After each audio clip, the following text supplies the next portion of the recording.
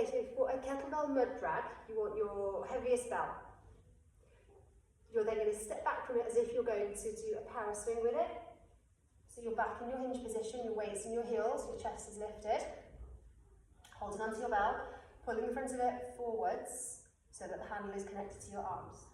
From here, remember we are trying to engage our lats. So pull your shoulders down, lats engaged.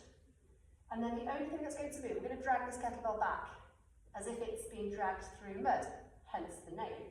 What I want you to imagine is that you've got a bunch of grapes under your armpit and your mission is to crush those grapes. So that's the only thing that's moving. You're not leaning your body back, you're keeping it here. The only thing moving is your arms, crushing those grapes under your shoulders. The bell comes to your heels. When it gets to your heels, you dynamically stand up and deadlift the bell. Put it back down, then you take a big step back and you do the same thing for however many reps you've been given. So the main points to remember are that this bell has to move very, very, very slowly. So we're not just doing that. It has to move really slowly. You want to be pulling from here, crushing those grapes as your arm comes back. The only thing moving is your arm coming back. I'm not pulling back against the bell like this and pulling it back with my body.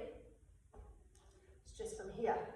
And then something else to remember. What was it? Oh yes.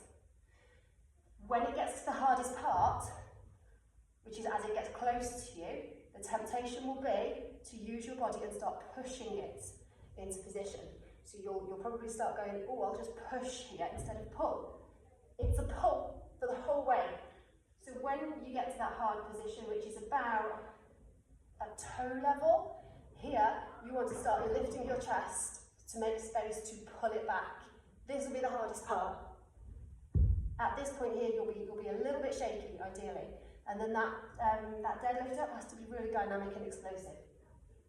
So that will be really hard at the end of all of that tension to dynamically stand up. But hey, this is where the fun comes in. So it's stuck in the mud here, and you have to really pull it out of the mud. Mud drags, have fun.